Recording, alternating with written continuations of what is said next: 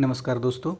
Fast revision series में हम GS world के इस बार टेस्ट नंबर 1 के साथ हैं, प्राचीन एवं मध्यकालीन भारत के इतिहास के साथ।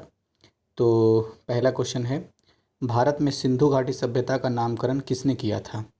तो इसका सही विकल्प है B, Sir John Herbert Marshall, यानी जॉन मार्शल ने किया था। दूसरा क्वेश्चन है, प्राचीन भारत में निम्नलिखित में से कौन सी लिपि दाईं ओर से बाईं ओर लिखी जाती थी? तो खरुष्टी लिपि लिखी जाती थी, विकल्प नंबर डी इसका सही है। और खरुष्टी लिपि को सबसे पहले किसने पढ़ा था? तो जेम्स प्रिंसेप ने पढ़ा था। क्वेश्चन नंबर 3 है, प्रयाग प्रशस्ति किससे संबंधित है? तो समुद्रगुप्त से संबंधित है, विकल्प नंबर डी सही हो जाएगा। प्रयाग प्रशस्ति में दरअसल हरिसेन ने समुद्रगुप्त के विजय का वर्णन किया है। क्वेश्चन नंबर 4, फैजाबाद जिले का नाम अयोध्या कर दिया गया है, जो कि कौशल महाजनपद की राजधानी थी। कौशल का उल्लेख मिलता है तो शतपथ ब्राह्मण में मिलता है, इसलिए विकल्प ए सही हो जाएगा। क्वेश्चन नंबर 5, भारत में पशुपालन के प्राचीनतम साक्ष्य कहाँ मिलते हैं? तो इसका सही आंसर है बागोर, राजस्थान में मिलते हैं, विकल्प बी में हो जाएगा। वैसे आदमगढ़, मध्य प्रदेश का आदमगढ़ में भी मिलता है पशुपालन का प्राचीनतम साक्ष्य, लेकिन विकल्प के हिसाब से बी हो जाएगा, बागोर राजस्थान। क्वेश्चन नंबर 6, नदी और संबंधित क्षेत्र का मिलान करना है। नर्मदा नदी महेश्वर से संबंधित है, सिंधु नदी मोहनजोदड़ो से संबंधित है, और गोदावरी नदी नेवासा से संबंधित है, और चंबल नदी मेतवा से संबंधित है। एक बार फिर से बोलता हूँ, नर्मदा नदी नर्मदा नदी महेश्वर, सिंधु नदी मोहनजोदड़ो, गोदावरी नदी नेवासा और चंबल नदी मेतवा से संबंधित है। अब नेक्स्ट क्वेश्चन की तरफ चलते हैं। क्वेश्चन नंबर 7, ऋग्वेद की नदी है और फिर आधुनिक नाम है, उससे मिलान करना है। तो सदानीरा गंडक नदी को कहा जाता था, द्विशद्युति नदी घाघरा नदी को कहा जाता था, और बिपाशा ब्यास नदी को कहा जाता था, और बितस्ता झेलम नदी को कहा जाता था। क्वेश्चन नंबर 8, इसमें फिर सूची 1 और सूची 2 को मिलाना है। विक्रम संवत 58 ईसा पूर्व से संबंधित है, यानी 58 ईसा पूर्व में शुरू हुआ था। शक संवत 78वीं ईस्वी में शुरू हुआ था, और गुप्त संवत 320 ईस्वी में शुरू हुआ था, और कली संवत 3102 ईसा पूर्व में संबंधित था, यानी 2 ईसा पूर्व से है और 2 ईस्वी से है। क्वेश्चन नंबर 9, निम्नलिखित में से वह कौन सी ब्रह्मवादिनी थी जिसने कुछ वेद मंत्रों की रचना की थी? तो लोपामुद्रा थी जो वेद मंत्रों की रचना की थी। वैसे लोपामुद्रा के अलावा और भी ब्रह्मवादिनी के नाम उल्लेखनीय हैं, अपाला, घोषा, सिक्ता, विश्वसरा और निवावारी। क्वेश्चन नंबर 10, सूची 1 को 2 से मिलाना है। तो नामदेव दर्जी कार्य से संबंधित थे, कबीर जुलाहा कार्य से संबंधित थे, रविदास मोची कार्य से संबंधित थे, और सेना नाई से संबंधित थे। नेक्स्ट क्वेश्चन देखते हैं। क्वेश्चन नंबर 11, सिंधु घाटी सभ्यता में पाए गए पशुपति मोहरों में निम्न में से कौन सा जानवर चित्रित नहीं है? तो चित्रित कौन कौन सा था ये देख लेते हैं। हाथी, बाघ, गैंडा, ये तीनों चित्रित थे विकल्प के अनुसार, जबकि बैल चित्रित नहीं पाया गया है। बैल की जगह भैंसा रहता था। तो कुल मिलाकर के इसमें एक चीज़ ध्यान रखना है कि पशुपति मोहरों में हाथी, बाघ, भैंसा, गैंडा, इन चारों का अंकन मिलता, चित्रण मिलता है। इसके अलावा पद्मासन में पुरुष देवता का चित्रण है जिसके पांव पर 2 हिरण हैं, ये भी मिलता है। क्वेश्चन नंबर 12, धर्मत का युद्ध निम्न में से किनके बीच लड़ा गया था? तो औरंगजेब और दारा सिकों के बीच लड़ा गया था, विकल्प सी सही हो जाएगा। शाहजहां के बल्ख अभियान का उद्देश्य था खैबर दर्रे के आसपास रहने वाले विद्रोही कबीलों पर नियंत्रण रखना, विकल्प ए सही इसका आंसर है। क्वेश्चन नंबर 14, इतिहासकार बर्नी ने दिल्ली के सुल्तानों के अधीन भारत के शासन को वास्तव में इस्लामी नहीं माना, क्योंकि सुल्तान ने मुस्लिम कानून के साथ साथ अपने स्वयं के भी नियम बना दिए थे। इसीलिए बर्नी ने दिल्ली सल्तनत के अधीन जो भारत का शासन था उसे इस्लामी नहीं माना था। अच्छा, एक क्वेश्चन का आंसर आप मुझे कमेंट बॉक्स में दीजिए कि तारीख़ फिरोज शाही और फतवा जहांदरी, इसमें दरअसल दिल्ली के प्रशासन का विवरण मिलता है, लेकिन इन दोनों ग्रंथों की रचना किसने की थी ये आपको बताने हैं कि तारीख़ फिरोज शाही और फतवा जहांदरी की रचना किसने की थी। कमेंट बॉक्स में आप बताइए। क्वेश्चन नंबर 15, शासक जिसको कश्मीर का अकबर कहा गया है? तो जैन उल आबदीन, विकल्प नंबर सी सही हो जाएगा। क्वेश्चन नंबर 16, पानीपत का प्रथम युद्ध बाबर और इब्राहिम लोदी के बीच कब लड़ा गया? तो 21 अप्रैल 1526 को लड़ा गया था। इसी के बाद से दिल्ली सल्तनत खत्म हो जाता है। क्वेश्चन नंबर 17, अपने विरोधियों के प्रति कठोर लौह एवं रक्त की नीति का पालन करने वाला शासक कौन था? बलबन। विकल्प डी सही हो जाएगा। बलबन के बारे में एक चीज़ और है कि नवरोज उत्सव और सिजदा एवं पाबोस प्रथा ये दोनों बलबन ने ही शुरू किया था। क्वेश्चन नंबर 18, सल्तनत काल के किस शासक ने 5 बड़े शहरों का निर्माण करवाया? तो फिरोज शाह तुगलक ने 5 बड़े शहरों का निर्माण करवाया था। क्वेश्चन नंबर 19, शासक एवं उसके द्वारा बनवाई गई राजधानी का सही मिलान करना है। तो किला राय पिथौर कुतुबुद्दीन ऐबक से संबंधित है, जहाँपना मोहम्मद बिन तुगलक से, और दीनपना हुमायूं से, श्री किला अलाउद्दीन खिलजी से। अब यहाँ ये चीज़ ध्यान रखना है कि जहाँपना का संबंध है मोहम्मद बिन तुगलक से और दीनपना का संबंध हुमायूं से। क्वेश्चन नंबर 20, भक्त तुकाराम कौन से मुगल सम्राट के समकालीन थे? तो विकल्प के अनुसार जहांगीर के समकालीन थे, वैसे शाहजहां और जहांगीर दोनों के समकालीन थे भक्त तुकाराम। क्वेश्चन नंबर 21, ऋग्वेद में जैन धर्म के किन 2 तीर्थंकरों का उल्लेख मिलता है? तो ऋग्वेद में ऋषभदेव और अरिस्टिनेमी ये दोनों का उल्लेख मिलता है। आप एक क्वेश्चन का आंसर दीजिए कि ऋषभदेव जैन धर्म के कितने नंबर के तीर्थंकर थे? अब नेक्स्ट क्वेश्चन है क्वेश्चन नंबर 22, विद्याशंकर मंदिर का संबंध कर्नाटक राज्य से है, राधा रानी मंदिर का संबंध उड़ीसा राज्य से है, कंदरिया महादेव मंदिर का संबंध मध्य प्रदेश से है, और भीमेश्वर मंदिर का संबंध आंध्र प्रदेश से है। फिर से बोलता हूँ, विद्याशंकर मंदिर कर्नाटक राज्य, राजा रानी मंदिर उड़ीसा राज्य, कंदरिया महादेव मंदिर मध्य प्रदेश और भीमेश्वर मंदिर आंध्र प्रदेश से संबंधित है। क्वेश्चन नंबर 23, जैन दर्शन के अनुसार सृष्टि की रचना एवं पालन पोषण सार्वभौमिक सत्य से हुआ है, तो विकल्प बी सही हो जाएगा। अच्छा, एक चीज़ बताइए कि क्या ईश्वर को जैन धर्म मानता था, हाँ या ना? कमेंट बॉक्स में लिखिए। क्वेश्चन नंबर 24, निम्नलिखित नृत्यों में से किस एक में एकल नृत्य होता है? तो उड़ीसी में एकल नृत्य होता है, विकल्प नंबर डी सही आंसर हो जाएगा। क्वेश्चन नंबर 25, निम्नलिखित में से किसको यूनेस्को द्वारा अमूर्त सांस्कृतिक विरासत के रूप में नहीं घोषित किया गया है? तो जिसे जिसे घोषित किया गया वो उसको देख लेते हैं पहले। संकीर्तन, नवरोज और कालबेलिया ये तीनों को यूनेस्को द्वारा अमूर्त सांस्कृतिक विरासत के रूप में घोषित कर दिया गया है, जबकि थेय्याम या थेय्यम जो कि केरला का नाट्य कला है, इसे सांस्कृतिक विरासत के रूप में यूनेस्को ने घोषित नहीं किया है। क्वेश्चन नंबर 26, निम्नलिखित में से कौन सा जोड़ा सही सुमेलित नहीं है? तो जो सही सुमेलित उसे देख लेते हैं। चंदवरदाई पृथ्वीराज रासो, जागनिक आल्हाखंड और नरपतिनाल बिसलदेव रासो से संबंधित है, जबकि अब्दुल रहमान ने हमीर रासो की रचना नहीं की थी, जब ये सारंग देव ने हमीर रासो की रचना की थी। एक बार फिर से दोहरा देता हूँ, सही सारंग देव ने हमीर रासो की रचना की है, चंदवरदाई ने पृथ्वीराज रासो की रचना की है, जागनिक ने आल्हाखंड की रचना की है और नरपति नाले ने बिसलदेव रासो की रचना की है। क्वेश्चन नंबर 27, निम्नलिखित में से किसे ब्लैक पैगोडा के नाम से जाना जाता है? तो कोणार्क के सूर्य मंदिर को ब्लैक पैगोडा के नाम से जाना जाता है, इसे नरसिंह देव द्वारा निर्मित किया गया था। नेक्स्ट क्वेश्चन देखते हैं, क्वेश्चन नंबर 28, निम्नलिखित में से कौन सी गुफा त्रिमूर्ति के लिए प्रसिद्ध है? तो एलिफेंटा गुफा त्रिमूर्ति के लिए प्रसिद्ध है। यहाँ त्रिमूर्ति से संबंध है ब्रह्मा विष्णु महेश, और इसे राष्ट्रकूटों द्वारा बनाया गया था एलिफेंटा गुफा को। क्वेश्चन नंबर 29, भारतीय संस्कृति के संदर्भ में कौशेय शब्द संबंधित है? तो कौशेय शब्द सिल्क से संबंधित है, विकल्प सी सही आंसर हो जाएगा। क्वेश्चन नंबर 30, कौन से अभिलेख में हर्ष द्वारा रचित पुस्तकों का वर्णन मिलता है? तो हर्ष ने कुल 3 पुस्तक रचना की थी और इसका उल्लेख मिलता है मधुबन प्लेट शिलालेख से। आपको एक क्वेश्चन का कमेंट बॉक्स में आंसर देना है कि तीनों ग्रंथ लिखा गया था हर्ष के द्वारा, उसका नाम क्या था? मैं आपको हिंट देता हूँ, PRN उसके पहले लेटर का नाम है, PRN। Question number 31, Uttar Pradesh में पुरापाषाण कालीन सभ्यता के साक्ष्य मिलते हैं, तो कहाँ कहाँ मिलते हैं? बेलन घाटी में मिलते हैं, चंदौली में मिलते हैं और सोनभद्र में भी मिलते हैं। तो उपयुक्त सभी, विकल्प डी सही आंसर हो जाएगा। क्वेश्चन नंबर 32, नवीनतम साक्ष्यों के आधार पर भारतीय उपमहाद्वीप में प्राचीनतम कृषि साक्ष्य वाला स्थल स्थित है? तो लोहरादेव संत कबीर नगर उत्तर प्रदेश में स्थित है, जहाँ 8000 से 9000 ईसा पूर्व के साक्ष्य मिले हैं। इससे पहले मेहरगढ़ वाला बलूचिस्तान था, मतलब पाकिस्तान का मेहरगढ़ था, जहाँ 7000 ईसा पूर्व तक के साक्ष्य मिले थे, लेकिन अब है लोहरादेव संत कबीर नगर उत्तर प्रदेश। क्वेश्चन नंबर 33, जैन तीर्थ स्थल से संबंधित सही युग्म सुमेलित कीजिए। तो वैसे इसमें सही सुमेलित ही है, मैं सिर्फ पढ़ देता हूँ। कौशाम्बी छठे तीर्थंकर पद्म प्रभु संबंधित है, श्रावस्ती तृतीय तीर्थंकर संभवनाथ से संबंधित है, और महोबा 24वें तीर्थंकर की प्रतिमा से संबंधित है, अयोध्या प्रथम तीर्थंकर ऋषभनाथ से संबंधित है। अच्छा, एक क्वेश्चन का आंसर आप अपने मन में सोचिए कि कौशाम्बी, उत्तर प्रदेश का कौशाम्बी किन दो धर्मों के मिलन स्थल से संबंधित है, किन दो धर्मों के लिए जाना जाता है दरअसल।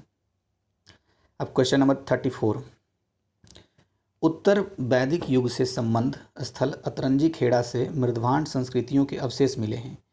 किस चीनी यात्री ने अतरंजी खेड़ा का विवरण दिया है? तो हेन सांग ने अतरंजी खेड़ा का विवरण दिया है। विकल्प सी सही आंसर हो जाएगा। क्वेश्चन नंबर 35, उत्तर प्रदेश के झांसी जिले का ऐतिहासिक महत्व है। तो दशावतार मंदिर का ऐतिहासिक महत्व है, जैन धर्म से संबंधित भी महत्व है, और चंदेल शासकों के अभिलेख भी मिले हैं झांसी जिला का देवगढ़ में। तो देवगढ़ का दशावतार मंदिर, जैन धर्म से संबंधित और चंदेल शासकों के अभिलेख, ये तीनों से संबंधित ऐतिहासिक महत्व है देवगढ़ का झांसी जिला में जो कि है। तो इसलिए विकल्प डी सभी सत्य हैं हो जाएगा। क्वेश्चन नंबर 36, काशी महाजनपद की राजधानी वाराणसी थी। काशी की स्थापना किसने की है? तो काशी की स्थापना दिवोदास ने की है। आप एक प्रश्न का आंसर ढूंढिए मन में कि अथर्व, अच्छा चलिए मैं ही बता देता हूँ कि काशी का सर्वप्रथम उल्लेख कहाँ हुआ था? अथर्ववेद में हुआ है। क्वेश्चन नंबर 37, मध्यकालीन इतिहास में न्याय की जंजीर किससे संबंधित है? तो जहांगीर से संबंधित है न्याय की जंजीर। विकल्प बी सही हो जाएगा। क्वेश्चन नंबर 38, सिराज ए हिंद का संबंध है। तो जौनपुर से संबंधित है सिराज ए हिंद का। अच्छा, क्वेश्चन नंबर 39, निम्नलिखित में से कौन फतेहपुर सीकरी का स्थापत्य कला का उदाहरण है? तो सलीम चिश्ती का मकबरा, बुलंद दरवाज़ा, मरियम का महल, उपयुक्त सभी। तो उपयुक्त सभी इसका हो जाएगा आंसर।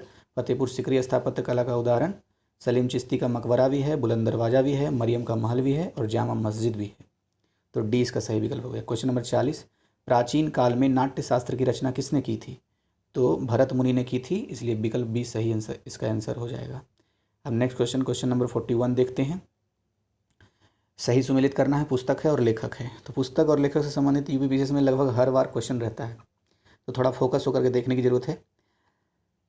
तो सही सुमेलित जो नहीं है उसे ढूंढना है। तो जो सही सुमेलित है उसे देख लेते हैं। आलमगीर नामा मोहम्मद काजिम ने लिखा है। इकबाल नामा मोतामिद खान ने लिखा है। फुतुहात आलमगीरी ईश्वरदास नागर ने लिखा है। और तारीख अकबरी का संबंध दरअसल मोहम्मद आरिफ कधारी से है, जबकि इसमें अबुल फजल दिया हुआ है। अबुल फजल ने तो अकबरनामा की रचना की थी, इसीलिए डी गलत हो जाता है, क्योंकि तारीख अकबरी के रचनाकार हैं मोहम्मद आरिफ कधारी। तो इसलिए विकल्प डी इसका सही आंसर हो जाएगा। अब क्वेश्चन नंबर 42 में कथन दिया हुआ है, बलबन ने अपने शासन को शक्तिशाली बनाया और सारी सत्ता अपने हाथ में केंद्रित कर ली। और कारण क्या है कि इसने सिजदा एवं पैबोस प्रथा की शुरुआत की। तो हाँ सही है।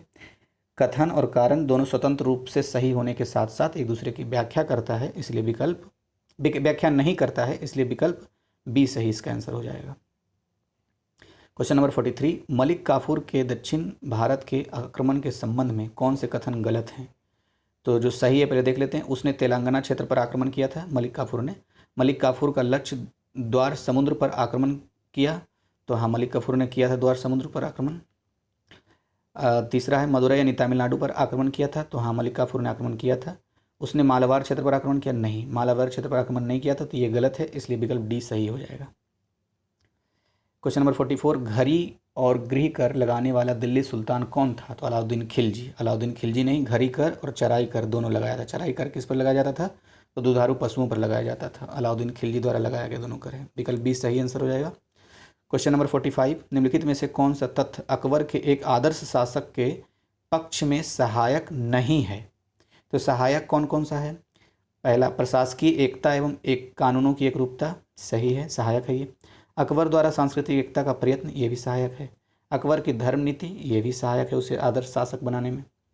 इस्लाम धर्म का त्याग, नहीं, उसने आदर्श शासक बनने के लिए इस्लाम धर्म का त्याग नहीं किया था, वो व्यक्तिगत स्तर पर इस्लाम धर्म को ही मानता था, इसलिए विकल्प डी सही आंसर हो जाएगा। क्वेश्चन नंबर 46, आईने अकबरी में पोलज शब्द का संबंध है? तो आईने अकबरी में पोलज शब्द का संबंध है। पोलज कहते थे भूमि, जिस भूमि पर लगातार फसल उगाई जाती थी उसे पोलज कहते थे और उस पर कर लिया जाता था, इसलिए भूमि कर से संबंधित है। और भूमि जिस पर लगातार फसल उगाई जाती थी, तो ये दोनों 3 और 4 संबंधित है, इसलिए विकल्प बी सही आंसर हो जाएगा। क्वेश्चन नंबर 47 में कथन है, अकबर की मनसबदारी प्रणाली पश्चिम एशिया से ली गई थी। जी नहीं, गलत है। मनसबदारी प्रणाली मध्य एशिया से ली गई थी, पश्चिम एशिया से नहीं, इसलिए गलत हो गया। कारण है अकबर की मनसबदारी व्यवस्था दशमलव पद्धति पर आधारित थी, तो हाँ थी, इसलिए आर सही हो जाएगा, ए गलत, विकल्प डी इसका आंसर हो जाएगा। 48 नंबर क्वेश्चन, निम्नलिखित कथनों को पढ़कर सही विकल्प का चुनाव करना है। तो लिखा हुआ है पहला कथन, मोहम्मद गौरी के सिक्कों पर लक्ष्मी की आकृति अंकित थी। हाँ, उस समय के सिक्कों पर लक्ष्मी की आकृति का अंकन के साक्ष्य मिले हैं। क्वेश्चन दूसरा कथन क्या है, बाण भट्ट के हर्षचरित में मध्य भारत का वर्णन मुख्य रूप से मिलता है। नहीं, बाण भट्ट का जो हर्षचरित है उसमें उत्तर भारत का वर्णन मिलता है, क्योंकि हर्ष का शासन उत्तर भारत पर ही रहा है मेनली, इसलिए ए सही हो जाएगा, केवल एक सही है। 49, अकबर के शासनकाल की निम्नलिखित घटनाओं को कालक्रम अनुसार व्यवस्थित कीजिए। तो कालक्रम अनुसार वाले क्वेश्चन को हम तभी बना पाएंगे अच्छे से जब हमें डेट वेट थोड़ा अच्छे से थोड़ा मोटे मोटी पता हो। जैसे जजिया की समाप्ति 1564 में हुआ था, इबादत खाना का निर्माण 1575 में, मजहर पर हस्ताक्षर 1579 में, और दीन ए इलाही की स्थापना 1582 में। तो वैसे ये सही क्रमानुसार ही दिया हुआ था, 1 2 3 4, इसलिए विकल्प ए सही हो जाएगा। अब नेक्स्ट क्वेश्चन की तरफ बढ़ते हैं। क्वेश्चन नंबर 50, सिर ए अकबर के लेखक थे। तो दारा सिकों सिर ए अकबर के लेखक थे। क्वेश्चन नंबर 51, जौनपुर सल्तनत के संदर्भ में निम्नलिखित कथनों पर विचार कीजिए। पहला कथन है, सल्तनत का पहला शासक नसीरुद्दीन मोहम्मद शाह था। सही है। दूसरा कथन है, यह दिल्ली सल्तनत के अधीन था। जी नहीं, ये गलत है, दिल्ली सल्तनत से स्वतंत्र था सर की शासन। और तीसरा कथन है, यहाँ सर की वंश का शासन था। हाँ, तो जौनपुर जो सल्तनत है वो सर की शासन से संबंधित था और दिल्ली से स्वतंत्र था, और पहला शासक नसीरुद्दीन मोहम्मद था, इसलिए इसका सही विकल्प हो जाएगा 1 और 3, सी नंबर। 52, निम्नलिखित को सही कालक्रमानुसार निर्दिष्ट करना है। तो असीरगढ़ का युद्ध हुआ था 1601 ईस्वी में, अकबर और मीर बहादुर के संबंध में दोनों के बीच हुआ था। जबकि तराइन का दूसरा युद्ध जो हुआ है 1192 में, तो सबसे पहले हो जाएगा तराइन का दूसरा युद्ध 1192, दूसरा हो जाएगा असीरगढ़ का युद्ध 1601 अकबर और मीर बहादुर के बीच में, और तीसरा हो जाएगा पानीपत का तृतीय युद्ध 1761 में तो अफगान और मराठों के बीच में हुआ था। सही विकल्प बी हो जाएगा 2 1 3। क्वेश्चन नंबर 53, मराठा राज्य के अष्ट प्रधानों के संदर्भ में ध्यान दें। तो अमात्य किसे कहते थे? वित्त एवं राजस्व मंत्री को कहते थे। सही सुमेलित चुनना है। तो अमात्य कहते थे वित्त एवं राजस्व मंत्री को, जबकि पंडित राव विदेश मंत्री को नहीं, अनुदानों का जो दायित्व का निर्वहन करते थे उन्हें पंडित राव कहा जाता था, और सुमंत कहा जाता था विदेश मंत्री को, इसलिए सिर्फ एक सही सुमेलित है, विकल्प सी आंसर हो जाएगा। क्वेश्चन नंबर 54, निम्नलिखित कथनों पर विचार कीजिए। अंग्रेज यात्री पीटर मुंडी जहांगीर के काल में आया था। जी नहीं, गलत है, अंग्रेज यात्री पीटर मुंडी शाहजहां के काल में आया था। विलियम हॉकिंस जहांगीर के समय में भारत आया। तो हाँ, विलियम हॉकिंस और टॉमस रो दोनों जहांगीर के समय में भारत आया था। और तीसरा कथन है, एंटीनियो मोन्सेरेट अकबर के समय में भारत आया। तो हाँ, ये सही है। तो इसलिए 2 और ये असत्य पूछ रहा है क्वेश्चन। अच्छा, इस क्वेश्चन में थोड़ा सा मिसप्रिंट था, तो इसमें सत्य दिया हुआ है, तो सत्य अगर हम मानते हैं तो 2 और 3 तो ऑप्शन में है ही नहीं, तो इसलिए इसमें असत्य पूछना चाहिए था, तो इसलिए विकल्प सी सही हो जाएगा 1, यानी असत्य सिर्फ 1 है, बाकी 2 3 सही है। अब नेक्स्ट क्वेश्चन देखते हैं, क्वेश्चन नंबर 55, निम्नलिखित का सही कालानुक्रम चुनिए। तो इसका सही कालानुक्रम हो जाएगा, पुरंदर की संधि 1665 में हुई थी, जय सिंह द्वारा मजबूर किया गया था शिवाजी को ये संधि करने के लिए, इसलिए 1665 में पहले ये हो जाएगा। दूसरा हो जाएगा बीजापुर पर आधिपत्य, और तीसरा हो जाएगा गोलकुंडा पर आधिपत्य। तो 1 3 2 इसका सही हो जाएगा। 56 क्वेश्चन नंबर, सल्तनत काल में अलाउद्दीन खिलजी द्वारा बाजार नियंत्रण पद्धति का मुख्य उद्देश्य था। तो सैनिकों को सुविधा उपलब्ध कराना मुख्य उद्देश्य था, विकल्प सी सही आंसर हो जाएगा। क्वेश्चन नंबर 57, मध्यकालीन इतिहास के संदर्भ में जिल्ले इलाही का संबंध किससे है? बलबन से है, तो विकल्प सी सही हो जाएगा। जिल्ले इलाही का मतलब क्या होता है? ईश्वर का प्रतिबिंब। 58 नंबर, भारत में तुर्कों के विजय होने का कारण था तुर्कों की सामाजिक तथा संगठनात्मक श्रेष्ठता। भी नहीं, तुर्कों की सामाजिक और संगठनात्मक श्रेष्ठता जरूर थी, लेकिन भारत में विजय होने का ये कारण नहीं है। दूसरा है स्थानीय भूपतियों एवं सरदारों का उदय। हाँ, ये सही है। भारतीय शासक मानवीय एवं भौतिक संसाधन की दृष्टि से कमजोर थे। हाँ, ये भी सही है, इसलिए 2 3 सही हो जाएगा, विकल्प सी इसका आंसर है। 59 नंबर, मंगोल सिंधु से आगे भारत आने में परहेज करते थे क्योंकि दिल्ली के सुल्तान केंद्रीकृत एवं शक्तिशाली थे, ये भी सही कथन है। मंगोल इराक और ईरान में व्यस्त थे, हाँ ये भी सही है। तो ये दोनों सही है, लेकिन पूछ क्या रहा है कौन सा असत्य है, तो कोई भी असत्य नहीं है, इसलिए कोई गलत नहीं है, विकल्प डी इसका आंसर हो जाएगा। नेक्स्ट क्वेश्चन की तरफ बढ़ते हैं आगे। क्वेश्चन नंबर 60 में क्या है, निम्नलिखित में से कौन सा युग सुमेलित है। तो सुमेलित कौन कौन है देख लेते हैं। एलोरा गुफा शकवंश द्वारा, शकवंश से सुमेलित है। महाबली, अच्छा सुमेलित कौन है सो पूछ रहा है, तो सिर्फ सुमेलित देख लेते हैं, इसको छोड़ देते हैं, जो सुमेलित नहीं इसको छोड़ देते हैं। खजुराहो चंदेल शासक से संबंधित है, तो इसका विकल्प डी सही हो जाएगा। 61 नंबर, तो 61 में क्या है, सतपथ के संदर्भ में सही कथन का चुनाव करना है। तो यह सामवेद का ब्राह्मण ग्रंथ है, जी नहीं गलत है, सामवेद का ब्राह्मण ग्रंथ नहीं है। और आपके लिए क्वेश्चन है कि आपको बताने हैं कि सतपथ ब्राह्मण ग्रंथ किससे, कौन से वेद से संबंधित था। ये घटना चक्र में ये दिया हुआ है वैसे। दूसरा कथन है पुनर्जन्म के सिद्धांत का वर्णन मिलता है, तो हाँ सतपथ ब्राह्मण पुनर्जन्म के सिद्धांत का वर्णन मिलता है, इसलिए दूसरा कथन सही हो गया और बी इसका सही विकल्प है। क्वेश्चन नंबर 62, वैदिक संस्कृति के संदर्भ में निम्नलिखित कथनों पर विचार कीजिए। तो पहला कथन है पितृ सत्तात्मक समाज, तो हाँ पितृ सत्तात्मक समाज था। दूसरा कथन है सिंधु नदी सबसे पवित्र नदी थी, नहीं सरस्वती नदी सबसे पवित्र थी। हालांकि सिंधु नदी का वैदिक संस्कृति के संदर्भ में वेदों में सबसे ज़्यादा बार उल्लेख हुआ है, लेकिन सबसे पवित्र नदी सरस्वती थी। तीसरा नियोग प्रथा पाई जाती थी, तो हाँ नियोग प्रथा पाई जाती थी, इसलिए 1 3 सही हो गया और 2 गलत है, इसलिए सही विकल्प बी हो गया। तो 63 नंबर क्या है, निम्नलिखित में से कौन सामवेद की शाखा नहीं है। तो सामवेद की शाखा कौन कौन सा है सो देख लेते हैं। कौमीय ये सामवेद की शाखा है, राणायनीय ये भी ये सामवेद की शाखा है, और जैमिनीय ये भी सामवेद की शाखा है। जबकि सौनक सामवेद की शाखा नहीं होकर के अथर्ववेद की शाखा है सौनक। क्वेश्चन नंबर 64, निम्नलिखित में से कौन सुमेलित नहीं है। तो जो सुमेलित है उसे देख लेते हैं। दायमाबाद कहाँ है, महाराष्ट्र में। कालीबंगन वर्तमान राजस्थान में, और राखीगढ़ी वर्तमान हरियाणा में। जबकि मांडा वर्तमान उत्तर प्रदेश में नहीं होकर के जम्मू एंड कश्मीर केंद्र शासित प्रदेश में है, इसलिए ए नंबर सुमेलित नहीं था, आंसर वही है। 65, सिंधु सभ्यता के संदर्भ में गलत कथन चुनिए। मातृ देवी की उपासना प्रचलित थी, सही है। पशुपति शिव की पूजा करते थे, यह भी सही है।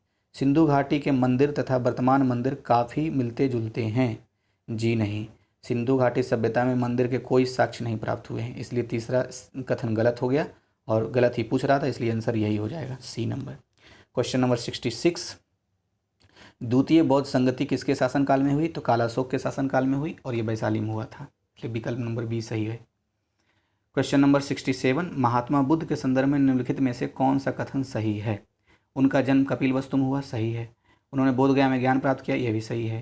उन्होंने वैदिक धर्म को स्वीकार किया, यह भी सही है। उन्होंने आर्य सत्य का प्रचार किया, यह सही है। तो चारों कथन सही हो गया, इसलिए 1 2 3 4 विकल्प ए सही आंसर है इसका। स्यादवाद सिद्धांत संबंधित है, तो जैन धर्म से संबंधित है स्यादवाद, या एक और बोलते हैं स्यादवाद को, क्या बोलते हैं, तो स्यादवाद का सिद्धांत जैन धर्म से संबंधित है, याद ही नहीं आ रहा क्या तो बोलते हैं स्यादवाद कोई और। क्वेश्चन नंबर 69, अशोक के शिलालेख 13वें के संदर्भ में विचार कीजिए। तो 13वां शिलालेख का पहला कथन है कलिंग युद्ध के संदर्भ में साक्ष्य मिलते हैं, हाँ सही है। 13वें शिलालेख में ही कलिंग युद्ध के बारे में पता चलता है। दूसरा कथन है यह शिलालेख 300 ईस्वी के आसपास का है, जी नहीं गलत है। यह शिलालेख 261 ईसा पूर्व, यानी जब अशोक के शासन का 8वां वर्ष हो गया था उस समय का है, इसलिए दूसरा गलत, पहला सही, विकल्प ए नंबर सही इसका आंसर होगा। 70 क्वेश्चन नंबर, निम्नलिखित में से गलत कूट को चुनना है, तो सही पहले चुन लेते हैं। चंद्रवरदाई पृथ्वीराज रासो से संबंधित है, यानी इधर ग्रंथ है शायद। और नैषधीय चरित्र ये मेरुतंग, जी नहीं ये गलत है। श्री हर्ष ने नैषधीय चरित्र को लिखा था और ये परमार वंश से संबंधित है। 10 रूपक धनंजय से संबंधित है। प्रबोध चंद्रोदय कृष्ण मिश्र से संबंधित है। एक बार फिर से पढ़ देता हूँ। पृथ्वीराज रासो की रचना चंद्रवरदाई ने की थी, और नैषधीय चरित्र की रचना श्री हर्ष ने की थी। 10 रूपक की रचना धनंजय ने की है, और प्रबोध चंद्रोदय की रचना कृष्ण मिश्र ने की है। क्वेश्चन नंबर 71, पाल वंश के संदर्भ में निम्नलिखित कथनों पर विचार कीजिए। तो पहला कथन है गोपाल ने उदंतपुरी विश्वविद्यालय की स्थापना की। हाँ, उदंतपुरी विश्वविद्यालय की स्थापना गोपाल ने की है। और दूसरा कथन है पालों ने साहित्यिक विकास में समर्थन दिया। तो हाँ, ये भी सही है, इसलिए 1 और 2 दोनों सही है। विकल्प सी सही आंसर हो जाएगा। एक चीज़ और याद रखना है, पाल वंश बौद्ध अनुयायी थे। क्वेश्चन नंबर 72, चोल वंश की संस्कृति के संबंध में गलत कथन का चुनाव करना है। तो पहला कथन है चोल कांस्य प्रतिमाएं संसार की सबसे उत्कृष्ट कांस्य प्रतिमाओं में गिनी जाती है। तो ये कथन सही है, जबकि हमें चुनना गलत है। नेक्स्ट कथन की ओर बढ़ते हैं आगे। बी नंबर कथन है बृहदेश्वर मंदिर भारतीय वास्तुकला का सर्वोत्कर्ष माना जाता है। यह भी सही है। पंप पोन्नरन्न चोल वंश के तमिल साहित्य त्रिरत्न थे। जी नहीं, गलत है। पंप पोन्नरन्न ये तीनों का नाम कन्नड़ साहित्य के त्रिरत्न के रूप में जाना जाता है, तमिल साहित्य के रूप में नहीं, इसलिए कथन गलत हो गया। यही पूछ रहा था, इसलिए विकल्प सी सही आंसर है। चलिए डी भी देख ही लेते हैं। व्यापारी समूह को मणिग्रामम कहा जाता था। हाँ, कहा जाता था। जैसे आज फिक्की और एसोचैम कहते हैं ना, उस समय व्यापारिक समूह जो था उस समय उसको मणिग्रामम कहा जाता था।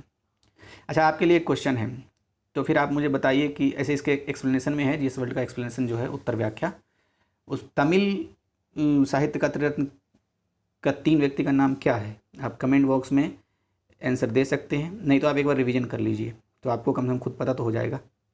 आप पर छोड़ता हूँ। क्वेश्चन नंबर 73, पल्लव वंश के संदर्भ में सही कथन चुनिए। पहला कथन है ये वैष्णव धर्म के अनुयायी थे। हाँ, तो पल्लव वंश वैष्णव धर्म के अनुयायी थे, जबकि पाल वंश बौद्ध धर्म के अनुयायी थे, इसलिए पहला कथन सही है। दूसरा कथन कैलाशनाथ मंदिर पल्लवों द्वारा निर्मित है। यह भी सही है। तो 1 और 2 दोनों सही है, इसलिए विकल्प सी सही आंसर हो जाएगा। 74, गुप्तकालीन प्रसिद्ध मंदिर और उसके स्थान दिए हैं, मिलाना है। विष्णु मंदिर तिगावा जबलपुर से संबंधित है। शिव मंदिर भूमरा मध्य प्रदेश में है। पार्वती मंदिर नैना कुठार मध्य प्रदेश में है। और दशावतार मंदिर तो देवगढ़ उत्तर प्रदेश में है। विकल्प ए इसका सही आंसर है। 75, विजयनगर आने वाले विदेशी यात्री एवं शासक के संदर्भ में गलत युग्म को चुनना है। तो विदेशी यात्री अब्दुल रज्जाक देवराय सेकंड के समय में आया था। निकोलो कोंटी देवराय फर्स्ट के समय में आया था। डोमिंगो पायस कृष्णदेवराय के संबंध में आया था। जबकि जो विकल्प नंबर सी में दिया हुआ है बारबोसा जो पुर्तगाली यात्री था, ये अच्युत राय के समय में नहीं, कृष्णदेवराय के समय में आया था, इसलिए विकल्प सी नंबर सही हो जाएगा इसका आंसर। 76, सातवाहन युग के संदर्भ में निम्नलिखित कथनों पर विचार कीजिए। तो पहला कथन है इसका विस्तार महाराष्ट्र से लेकर आंध्र प्रदेश तक फैला हुआ था। सही है। दूसरा कथन है शक सातवाहनों के सबसे बड़े प्रतिद्वंदी थे। यह भी सही है। तीसरा, गौतमी पुत्र सतकर्णी सातवाहन का महान शासक था। यह भी सही है। सत्य पूछ रहा है तो तीनों कथन सही है, इसलिए विकल्प सी सभी सही हैं। क्वेश्चन नंबर 77, सल्तनत कालीन मंत्री और संबंधित विभाग में गलत युग्म का चुनना है। तो पहला है आरिज मुमालिक सैन्य विभाग का प्रमुख होता था। ये सही है। दीवान इस्तिहाक पेंशन विभाग का प्रमुख होता था। ये सही है। दीवान खैरात ये दान विभाग का प्रमुख होता था। ये भी सही है। जबकि सद्र उस सुदूर का संबंध विदेश विभाग से नहीं धर्म विभाग से था। तो सद्र उस सुदूर ये धर्म विभाग संबंधित होना चाहिए था, जबकि यहाँ विदेश विभाग लिखा हुआ है, इसलिए विकल्प सी इसका सही आंसर होगा। 78, विभाग एवं उसको बनाने वाला सुल्तान से संबंधित युग्म। तो दीवाने को ही कौन से सुल्तान ने बनाया था? मोहम्मद बिन तुगलक ने। सही है। दीवाने अर्ज बलबन ने बनाया था। ये भी सही है। दीवाने मुख्त खराज अलाउद्दीन खिलजी ने बनाया था। ये भी सही है। जबकि दीवाने खैरात गयासुद्दीन तुगलक ने नहीं, फिरोज शाह तुगलक ने बनाया था। इसलिए विकल्प डी जो है वो सही इसका आंसर होगा, क्योंकि गलत पूछ रहा था। 79, सूफी आंदोलन के संदर्भ में बासरा शब्द के बारे में गलत विकल्प चुनिए। पहला क्या है कथन? ये इस्लामी सिद्धांत के समर्थक नहीं थे। गलत है। इस्लामी सिद्धांत के समर्थक ये थे बासरा। फिर क्या लिखा हुआ है? चिश्ती सिलसिले का संबंध बासरा से है। तो हाँ, चिश्ती सिलसिले का संबंध बासरा से है, इसलिए दूसरा सही है, पहला गलत, और पूछ रहा था गलत, इसलिए ए नंबर इसका विकल्प सही हो जाएगा। क्वेश्चन नंबर 80, उत्तर प्रदेश जैन विद्या शोध संस्थान कहाँ स्थित है? तो ये लखनऊ में स्थित है, इसलिए विकल्प बी सही हो जाएगा। क्वेश्चन नंबर 81, प्रसिद्ध अटाला मस्जिद के संदर्भ में कथनों पर विचार करना है। पहला कथन है यह आजमगढ़ में स्थित है। जी नहीं, गलत है। ये जौनपुर में स्थित है और इब्राहिम सर्की ने इसे 1408 में बनवाया था। दूसरा कथन, इसका निर्माण इब्राहिम सर्की ने करवाया। तो हाँ, सही है, इसलिए 2 सही 1 गलत, इसलिए सी नंबर सही हो जाएगा आंसर इसका। 82, कौन मुगल काल के चित्रकार है? तो दसवंत, बसावन, महेश, तो तीनों है और तीनों का वर्णन भी आईने अकबरी में मिलता है, इसलिए डी सही सभी सही है। नेक्स्ट क्वेश्चन की तरफ चलते हैं। 83, सूची 1 को 2 से मिलाने हैं। सहेत महेत ये गोंडवाना बहराइच से संबंधित है, भीतरगांव कानपुर से संबंधित है, जबकि भीतरी गाजीपुर से संबंधित है और अहिच्छत्र बरेली से संबंधित है। एक बार फिर से बोलता हूँ, सहेत महेत गोंडा बहराइच से संबंधित है, भीतरगांव कानपुर से संबंधित है और भीतरी गाजीपुर से संबंधित है और अहिच्छत्र का संबंध बरेली से है। अच्छा, राजघाट का संबंध कौन से उत्तर प्रदेश के कौन सी जगह से है? आप कमेंट बॉक्स में बताइए आंसर। 84 नंबर, उत्तर प्रदेश में मनाए जाने वाले कंपिल उत्सव के संदर्भ में निम्नलिखित कथनों पर विचार करना है। पहला कथन है, यह अयोध्या जिले में मनाया जाता है। जी नहीं, कंपिल उत्सव को मनाने का जो जिला है वो फर्रुखाबाद में मनाया जाता है, अयोध्या में नहीं, इसलिए एक गलत हो गया। दूसरा कथन, इसका संबंध हिंदू मुस्लिम एकता से है। ये भी गलत है, क्योंकि कंपिल उत्सव का संबंध जैन धर्म से संबंधित है। दोनों कथन गलत हो गया। पूछ रहा है सत्य कौन है, तो दोनों गलत है, इसलिए विकल्प डी सही हो जाएगा इसका आंसर। 85, लोक नृत्य और संबंधित क्षेत्र का मिलान कीजिए। तो ख्याल नृत्य बुंदेलखंड से संबंधित है, चरकुला नृत्य ब्रज से संबंधित है, जोगनी नृत्य अवध क्षेत्र से संबंधित है, नटवरी नृत्य पूर्वांचल से संबंधित है, इसलिए विकल्प ए सही हो जाएगा। सुमेलित कौन नहीं है, ये पूछ रहा है 86 में। तो शंभू महाराज कथक से संबंधित है, ये सही है। खुर्शीद अली ख्याल से संबंधित, ये भी सही है। लच्छू महाराज हारमोनियम, जी नहीं, हारमोनियम से लच्छू महाराज संबंधित नहीं है, कथक शैली से संबंधित है, इसलिए सी नंबर गलत हो गया और यही पूछ रहा था सुमेलित कौन नहीं है। डी नंबर देख लेते हैं, अमजद अली खान, ये सरोद से संबंधित है, हाँ सही है। 87 नंबर, उत्तर प्रदेश में जैन और बौद्ध धर्म दोनों का प्रसिद्ध स्थान है। यही क्वेश्चन मैं भी ऊपर पूछा था, तो कौशाम्बी है, जैन और बौद्ध धर्म से संबंधित। नेक्स्ट क्वेश्चन क्या है, महाजनपद एवं उसके विस्तार के संबंध में बताना है। तो पंचाल का विस्तार फर्रुखाबाद बरेली के आसपास दोनों क्षेत्रों में था, कुरु का विस्तार मेरठ के आसपास के क्षेत्रों में था, वत्स का विस्तार आज के कौशाम्बी और प्रयागराज के क्षेत्रों के आसपास था और मल्ल महाजनपद का विस्तार कुशीनगर देवरिया के आसपास के क्षेत्रों में था, इसलिए सही सभी सुमेलित हैं, विकल्प सी इसका आंसर हो गया। 89 नंबर, उत्तर भारत में त्रिकोणात्मक संघर्ष के संबंध में निम्नलिखित में से कौन सी शक्तियां थी? तो विकल्प के अनुसार तो इसमें 1 और 2 सही हो जाएगा, गुर्जर और राष्ट्रकूट, इसलिए ए नंबर सही है। वैसे त्रिकोणात्मक संघर्ष के रूप में राष्ट्रकूट, गुर्जर और पाल तीनों का नाम आता है, क्योंकि ये तीनों कन्नौज पर आधिपत्य करना चाहते थे। 90 नंबर क्वेश्चन, गुप्तकालीन कानपुर स्थित भितरगांव के मंदिर के संबंध में विचार करना है। पहला कथन है, यह मंदिर पत्थर से निर्मित थे। जी नहीं, गलत है। कानपुर का भितरगांव मंदिर ईंट से निर्मित था। इसकी मुख्य विशेषता शिखर है, हाँ सही है।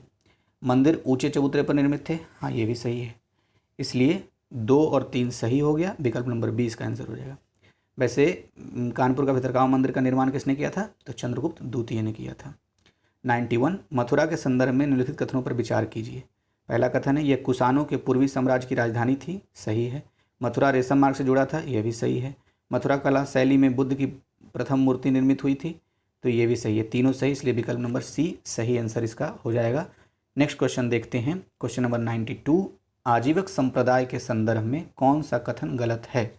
तो पहला कथन है, संप्रदाय के प्रवर्तक गोसाल थे, ये सही कथन है। संप्रदाय का दर्शन नियतिवाद यानी भौतिकवादी था, यह भी सही है। पुनर्जन्म कर्मकांड में विश्वास आजीवक नहीं करते थे, यह भी सही है। इनका जन्म अयोध्या में हुआ था, जी नहीं, ये गलत है। आजीवक संप्रदाय का संबंध अयोध्या में नहीं हुआ था, इसलिए बी इसका आंसर है।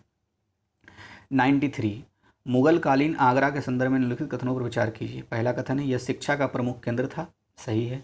यह नील की खेती होती थी, ये भी सही है।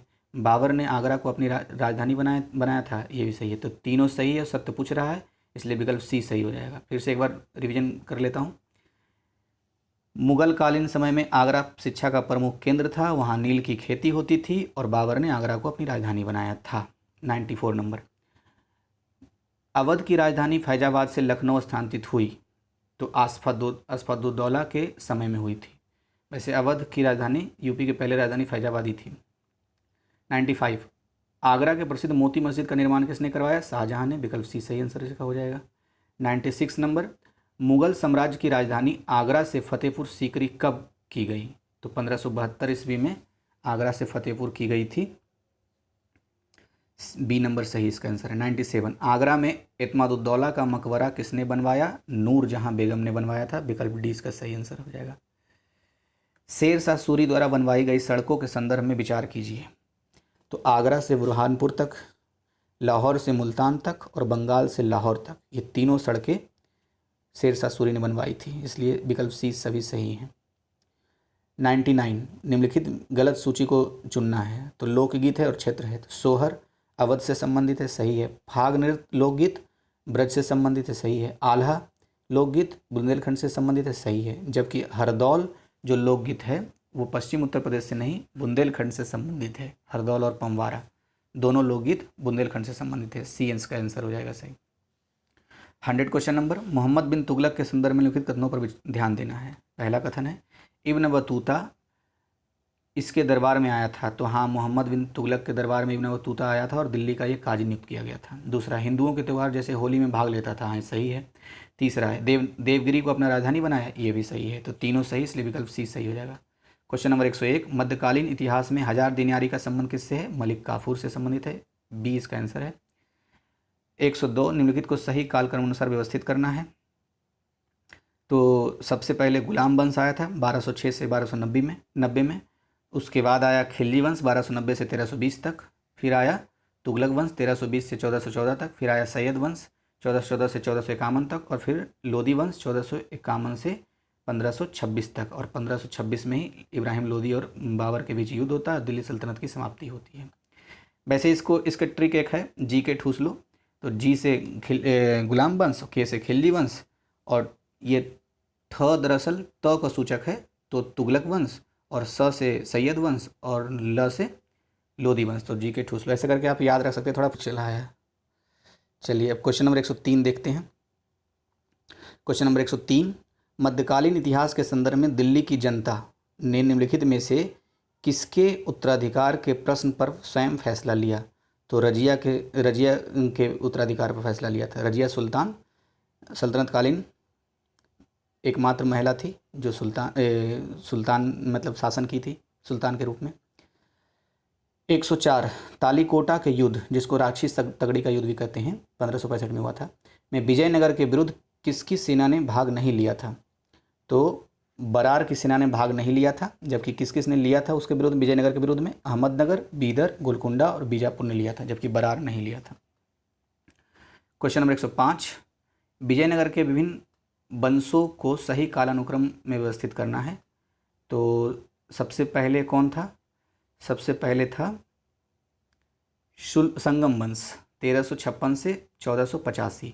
उसके बाद सुलूब वंश 1485 से 1505। फिर है तुलूब वंश तो 1505 से 1570। और फिर है अरविंदु वंश, ये 1570 से 1650 के बीच का है। तो संगम, सुलूब, तुलूब, अरविंदु वंश, ऐसे करके याद रखना। विकल्प ए इसका सही आंसर है। 106 रैयतवाड़ी पद्धति के संदर्भ में विचार करना है। पहला कथन है किसानों से सीधे लगान वसूला जाता था। तो हाँ, रैयत का मतलब ही किसान होता है। दूसरा कथन है अंग्रेजों ने इस व्यवस्था की शुरुआत मद्रास राज्य में की थी। जी नहीं, निजाम शाही वंश ने इसकी शुरुआत दक्कन में पहले ही कर दी थी, जैसा कि व्याख्या में लिखा हुआ है। तो इसका ए नंबर ऑप्शन सही हो जाएगा, केवल एक। 107 नागलपुर नगर का संस्थापक कौन था? कृष्णदेव राय था। इसने अपनी माता के नाम पर नागलपुर नगर का स्थापना किया था। विकल्प बी सही इसका आंसर है। क्वेश्चन नंबर 108 मुगल प्रशासन के संदर्भ में गलत युग को चुनना है। तो मीर ए समा घरेलू मामलों का प्रधान होता था, सही है ये। मीर बख्शी सैन्य विभाग का सर्वोच्च अधिकारी होता था, ये भी सही है। दीवान वित्त और राजस्व का सर्वोच्च अधिकारी होता था, ये भी सही है। जबकि वकील धार्मिक मामलों का सलाहकार नहीं होता था। धार्मिक मामलों के सलाहकार को क्या कहते थे? अभी ऊपर में आया था, सद्र उस सुरूर कहते थे। अच्छा, नेक्स्ट क्वेश्चन अब है क्वेश्चन नंबर 109। थोड़ा सा इसमें प्रिंट गड़बड़ है, तो स्कैन में गड़बड़ी हुई है, थोड़ा इसको मैनेज कर लीजिएगा। मैं पढ़ देता हूँ फिर भी देख करके। 109 हाँ लिखा हुआ है। पहला क्वेश्चन है दुह अस्पा सी अस्पा के संदर्भ में सही कथन का चुनाव करना है। तो सही कथन है मनसबदारों द्वारा अधिक सेना रखने से संबंधित है ये। वैसे दुह अस्पा और सी अस्पा किसने शुरू किया था? इसका आंसर आप कमेंट बॉक्स में दे सकते हैं। क्वेश्चन नंबर 110, मुगल कालीन आमील का संबंध है वित्त अधिकारी से, विकल्प ए इसका सही आंसर हो जाएगा। क्वेश्चन नंबर 111, ऋग्वैदिक काल के संदर्भ में निम्नलिखित कथनों पर विचार कीजिए।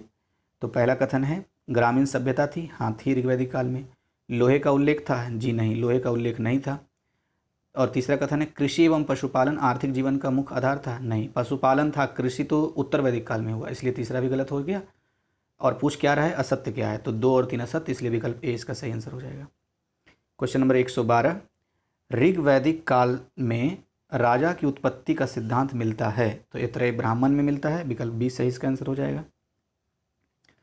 113 नंबर, शूद्र शब्द का उल्लेख ऋग्वेद के किस मंडल में मिलता है, तो 10वें मंडल में मिलता है शूद्र शब्द का उल्लेख। ऋग्वेद के जो 10वें मंडल का पुरुष सूक्त है उसमें है शूद्र शब्द का उल्लेख किया हुआ है। 114 नंबर क्वेश्चन, निम्नलिखित में से कौन वेदांग से संबंधित नहीं है, तो कौन कौन सा है वो देख लेते हैं। व्याकरण वेदांग से संबंधित है, वेदांग से संबंधित है, छंद वेदांग से संबंधित है और कल्प भी वेदांग से संबंधित है। जबकि अद्वैतवाद और अद्वैत का संबंध रामानुजाचार्य से है, इसलिए विकल्प बी इसका सही आंसर हो जाएगा। क्वेश्चन नंबर 115, उत्तर वैदिक काल में धार्मिक जीवन के संदर्भ में विचार कीजिए। पहला कथन है वरुण की उपासना की जाती थी, जी नहीं, वरुण की उपासना तो ऋग्वैदिक काल में की जाती थी, उत्तर वैदिक काल में नहीं।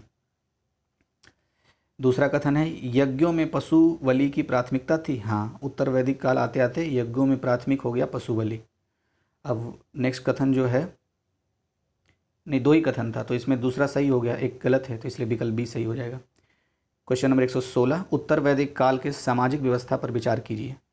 तो पहला कथन है सभा में महिलाओं की भागीदारी थी, नहीं, उत्तर वैदिक काल में आते आते तक सभा में महिलाओं की भागीदारी कम हो गई थी, नहीं के बराबर।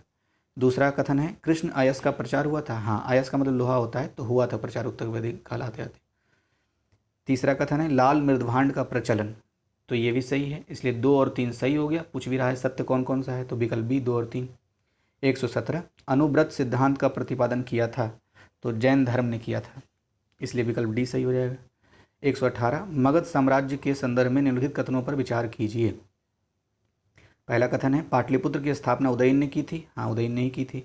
दूसरा कथन है मेगास्थनीज ने अपनी पुस्तक में पाटलिपुत्र का वर्णन किया है, हाँ, तो दोनों कथन सही है, इसलिए विकल्प सी। 119 नंबर में कथन है कौटिल्य द्वारा रचित अर्थशास्त्र शासन के सिद्धांतों की पुस्तक है, हाँ, कारण क्या है, इसमें सप्तांग सिद्धांत की व्याख्या मिलती है, हाँ, तो कथन और कारण स्वतंत्र रूप में सही होने के साथ साथ एक दूसरे की व्याख्या करता है, इसलिए विकल्प ए इसका सही आंसर हो गया। अब नेक्स्ट क्वेश्चन को देखते हैं। Question number 120। 120 में क्वेश्चन है अशोक के किस शिलालेख में दक्षिण भारत का संदर्भ मिलता है, तो द्वितीय शिलालेख में मिलता है, विकल्प नंबर सी इसका सही आंसर हो जाएगा। 121, मौर्य प्रशासक के संदर्भ में निम्नलिखित पर विचार करना है, तो और इसमें सही जो है उसको चुनना है। तो सही जो है वो तो है प्रादेशिक का संबंध मंडल का प्रधान अधिकारी से है, जिसका काम न्याय का कार्य करना भी होता था। जबकि जो युक्त है वो भूमि का पैमाइश करने वाला अधिकारी नहीं होता था, युक्त जिले के अधिकारी वो कहते थे, जैसे कि अभी डीएम डीसी जो होता है उसको उस समय मौर्य प्रशासन में युक्त कहा जाता था। और रज्जुक किसे कहा जाता था, जो भूमि का पैमाइश करने वाला अधिकारी होता था उसे रज्जुक कहा जाता था, जिसको आज अमीन कहते हैं ज़मीन मापने वाले को। इसलिए विकल्प बी जो है वो सही आंसर है, क्योंकि यही सिर्फ सही सुमेलित था। 122 नंबर कथन है सारनाथ स्तंभ के शीर्ष पर बनी सिंह की आकृति को भारत सरकार ने अपने प्रतीक चिन्ह के रूप में लिया है, हाँ सही है। कारण क्या है, सारनाथ स्तंभ का निर्माण अशोक ने करवाया था, तो ये भी सही है। कथन और कारण दोनों स्वतंत्र रूप से सही हैं, किंतु एक दूसरे की व्याख्या नहीं करते हैं, इसलिए इसका बी नंबर विकल्प सही हो जाएगा। 123 नंबर क्वेश्चन, निम्नलिखित को सही कालानुक्रम में व्यवस्थित करना है। तो सांची का स्तूप अशोक ने ईसा पूर्व 3री सदी में बनवाया था, और भरहुत का जो स्तूप है वो ईसा पूर्व 2री सदी में बना है, जबकि अमरावती में जो स्तूप है वो सातवाहन काल में 1ली सदी के बाद बना है, तो इसलिए इसका सही विकल्प हो जाएगा 3, 2, 1 बी नंबर। 124, पाटलिपुत्र यानी मौर्य वंश संबंधित के नगर प्रशासन के संदर्भ में विचार करना है। तो पहला कथन है प्रशासन 6 विभिन्न समितियों द्वारा होता था, तो सही है। इंडिका में मेगास्थनीज ने बताया है ये बात कि प्रशासन 6 समितियों के माध्यम से नगर का प्रशासन चलता था। दूसरा कथन है प्रत्येक समिति में 10 सदस्य थे। जी नहीं, गलत है।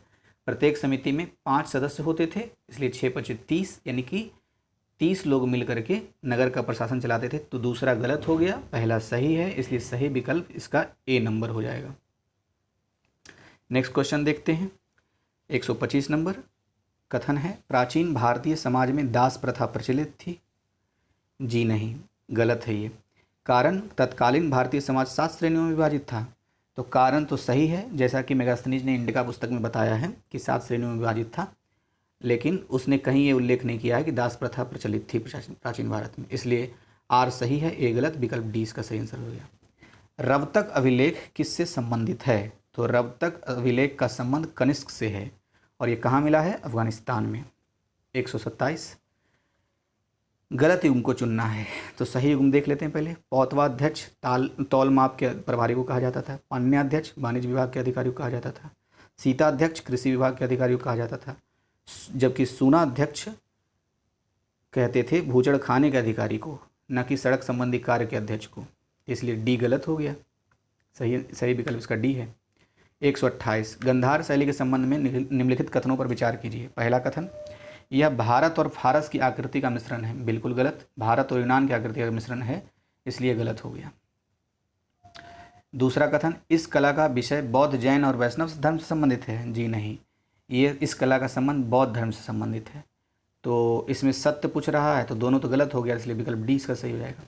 अच्छा, आपके लिए एक क्वेश्चन है कि ये जो गंधार शैली है, इसके संरक्षक कौन कौन से शासक रहे हैं। मैं आपको हिंट देता हूँ, एस और के दोनों का प्रथम नाम है, तो आप मन में सोच लीजिए, इसका आंसर रिवीजन हो जाएगा आपको।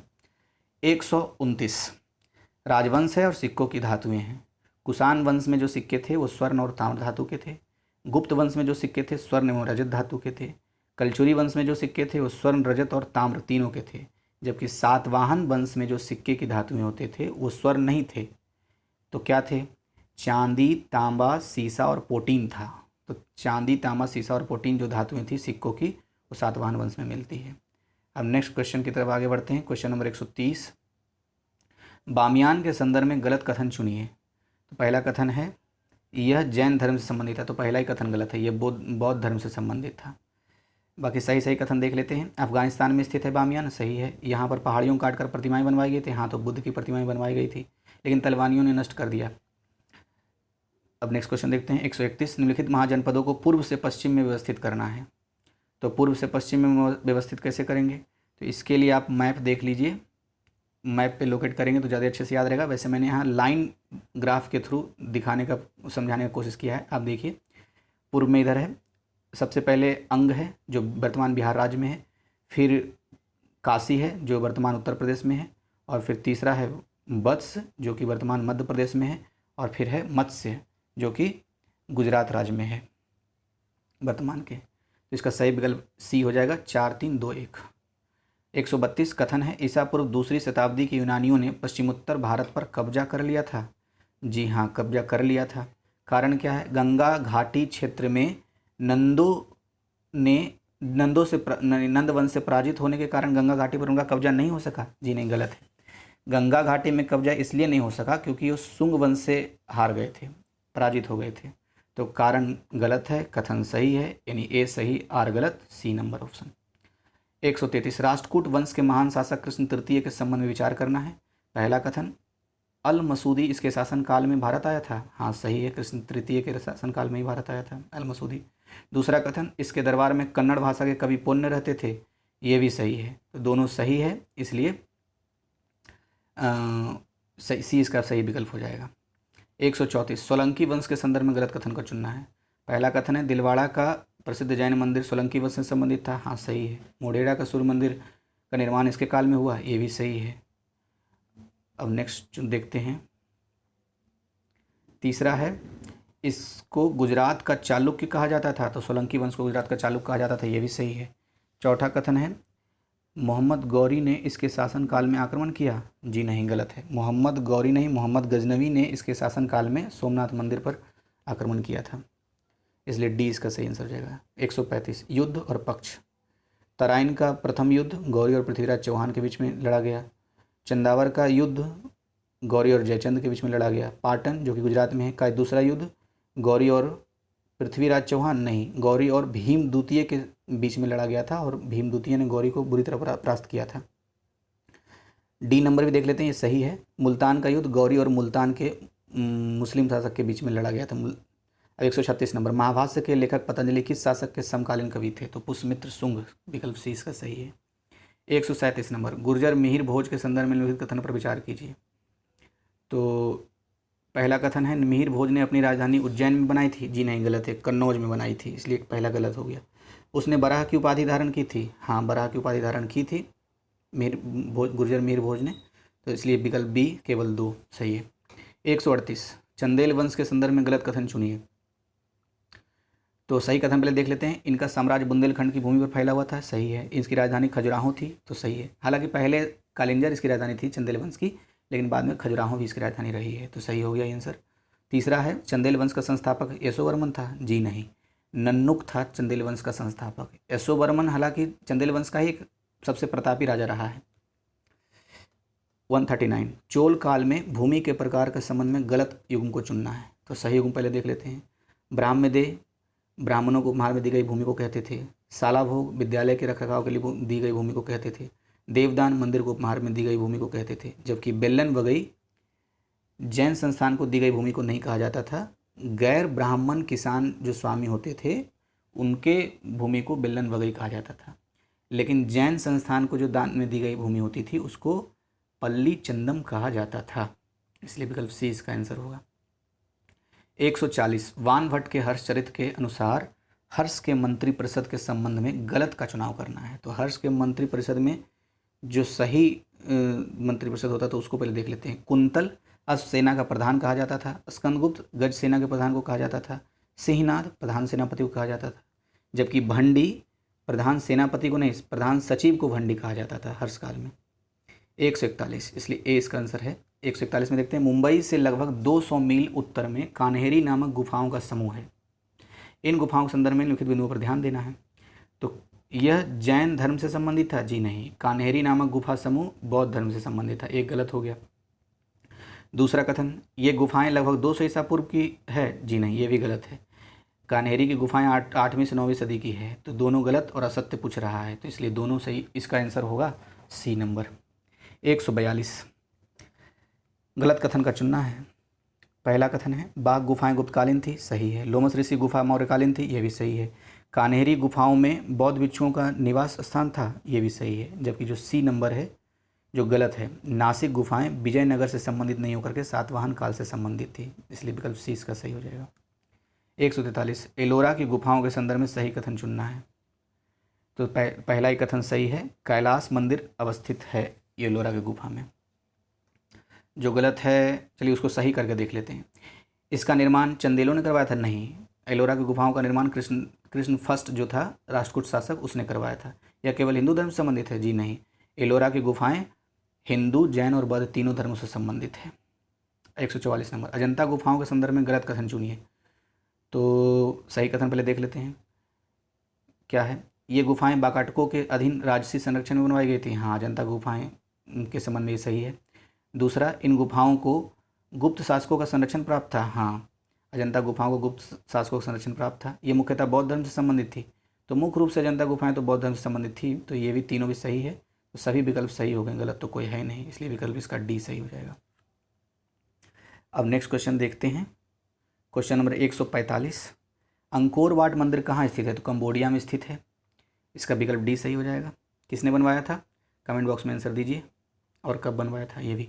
146, स्थापत्य कला के संदर्भ में गोपुरम से तात्पर्य है, मंदिर के प्रवेश द्वार को गोपुरम कहते थे, विकल्प डी इसका सही हो गया। 147, गलत युग्म को चुनना है, तो सही युग्म देख लेते हैं पहले। हम्पी कर्नाटक से संबंधित है। गोमतेश्वर की प्रतिमा श्रवणबेलगोला कर्नाटक से संबंधित है। सारनाथ वाराणसी उत्तर प्रदेश से संबंधित है। जबकि सूर्य मंदिर भुवनेश्वर उड़ीसा से संबंधित नहीं है, ये कोणार्क उड़ीसा में है सूर्य मंदिर, जबकि भुवनेश्वर में लिंग राज मंदिर है। तो एक बार फिर से दोहरा देता हूँ सही करके, सूर्य मंदिर कोणार्क उड़ीसा में है, जबकि लिंगराज मंदिर भुवनेश्वर उड़ीसा में है। अब नेक्स्ट देखते हैं 148, प्रसिद्ध विरूपाक्ष मंदिर के संदर्भ में विचार करना है। पहला, यह उज्जैन में अवस्थित है, जी नहीं। विरूपाक्ष मंदिर बेंगलुरु के पास हम्पी एक स्थान है वहीं स्थित है। तो पहला तो गलत हो गया। दूसरा, यह मंदिर भगवान शिव को समर्पित है। हाँ सही है, विरूपाक्ष मंदिर भगवान शिव को समर्पित है, इसलिए केवल 2 सही, बी ऑप्शन।